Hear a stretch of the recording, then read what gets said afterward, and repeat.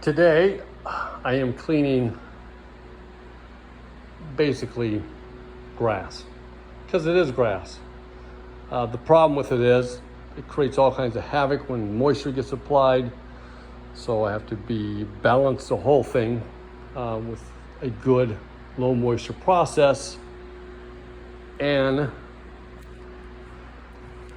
it just isn't going to really clean up that well. They just don't. I might get 50% of it. You can't really tell because of the lighting in here, but it's got, where the feet and the couch sit at. So it's just not gonna really turn out much better, to be honest with you. And this goes with all these kind of specialty made rugs.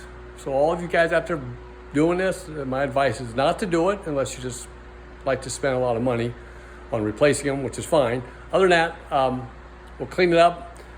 A lot of times when I do this, I get waiver signed because they go south anyways. They're just very temperamental pieces of material.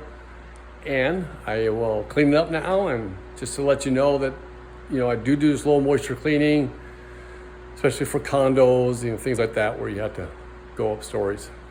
Thank you.